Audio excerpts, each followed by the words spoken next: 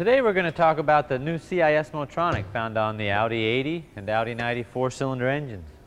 This system consists of the following components: an ECU located behind the AC evaporator housing, the cold start valve, the idle stabilizer, the Hall sender in the distributor, the NOx sensor, the coolant temperature sensor, the idle and full throttle switches,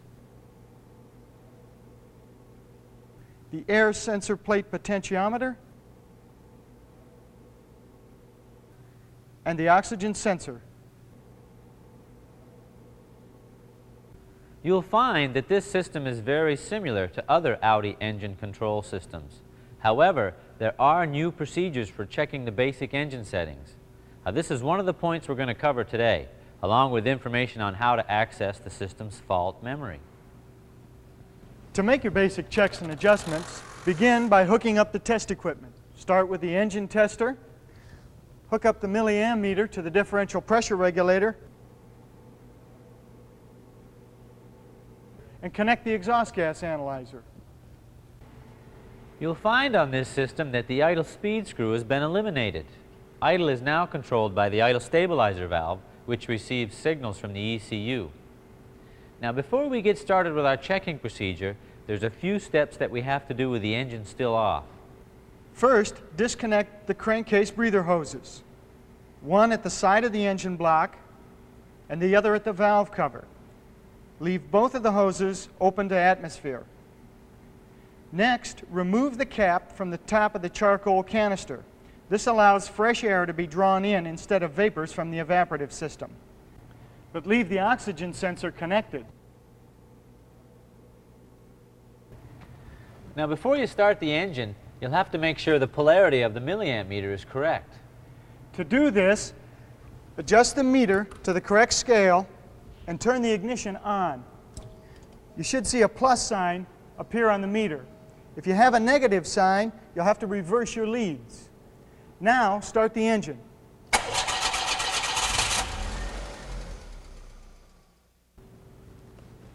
With the engine idling at operating temperature and all electrical consumers switched off, we'll want to check the ignition timing first.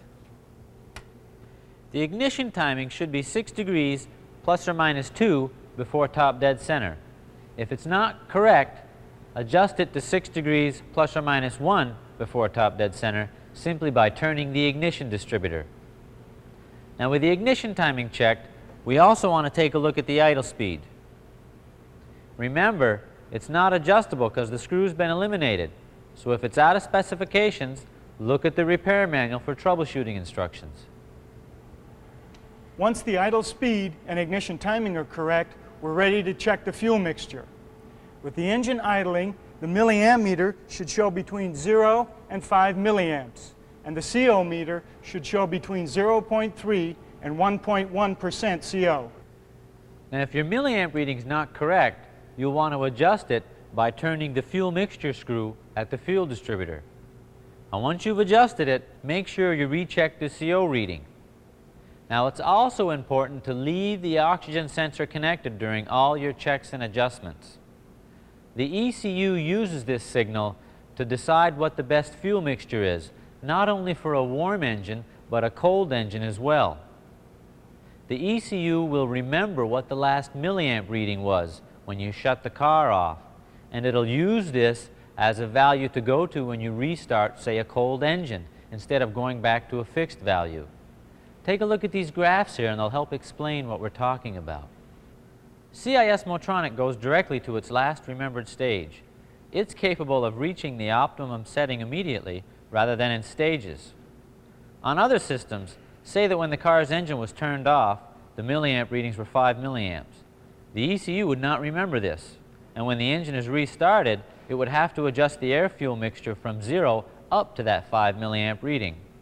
But with CIS-Motronic, the system will start immediately from its last remembered setting. So remember, if the oxygen sensor is disconnected during this adjustment procedure, the system's memory can't be updated, and it'll be stuck at whatever the last input value was. Maybe too rich, maybe too lean. All we need to do now is reconnect the hoses for the crankcase ventilation system, put the cap back on the charcoal canister, and we're ready to take a test drive.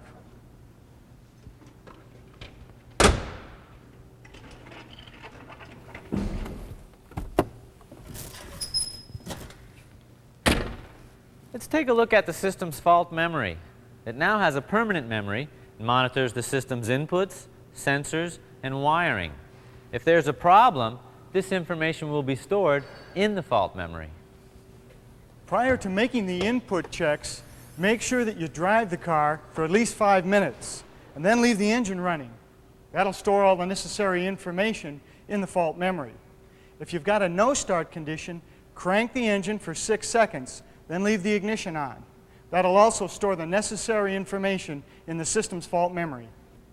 To read the system's fault codes, you'll need to connect an LED test light between the system's test lead and the positive terminal of the battery. Look for a female connector next to the fuel distributor. That's the system's test lead. To activate the fault display, insert a spare fuse into the top of the fuel pump relay for at least 4 seconds. The test light will begin to flash a 4-digit code once the fuse is removed. If the display is 4444, that means there are no faults stored in the system's memory. If any other codes are displayed, write them down. And once you've got the codes recorded, you can access the memory again to see if any more codes are stored. To do this, reinsert the fuse in the top of the fuel pump relay, wait 4 seconds, and remove the fuse. The code now flashing is the second fault code. Record this code, then repeat the procedure for any other codes that may be present.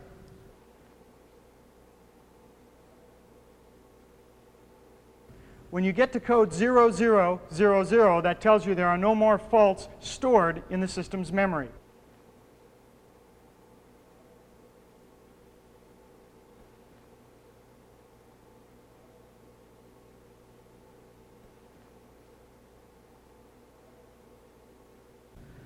Now, once you've accessed and recorded all the fault codes, refer to the microfiche to find out what they mean. On CIS-Motronic, we have 3 new fault codes, in addition to the ones we're already familiar with CIS-E3. The first new code is 2231.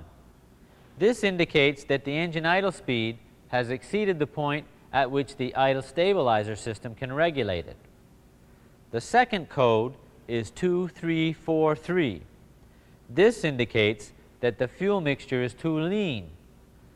This code will only be stored after the condition has existed for more than 5 minutes.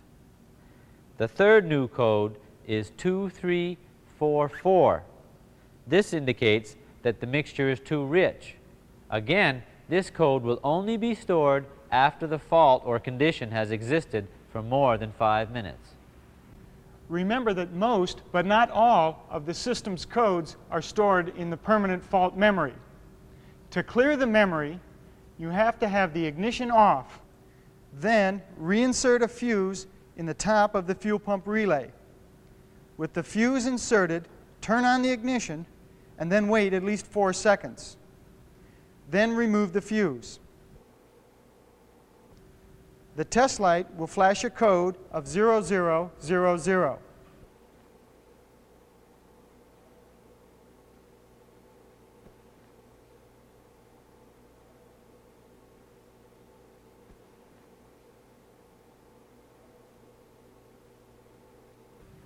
Reinsert the fuse in the top of the fuel pump relay again and wait for at least 10 seconds, then remove the fuse.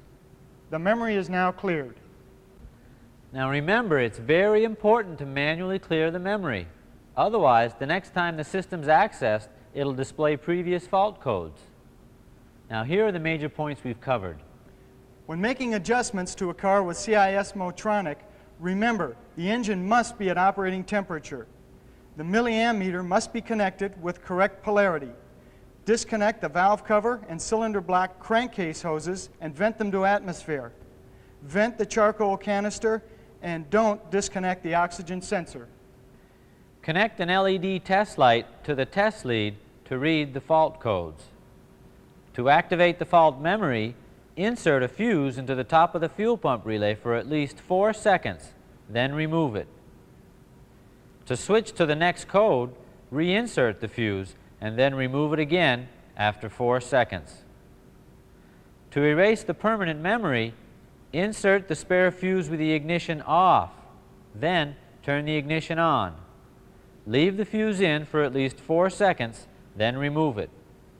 Code 0000 will now flash.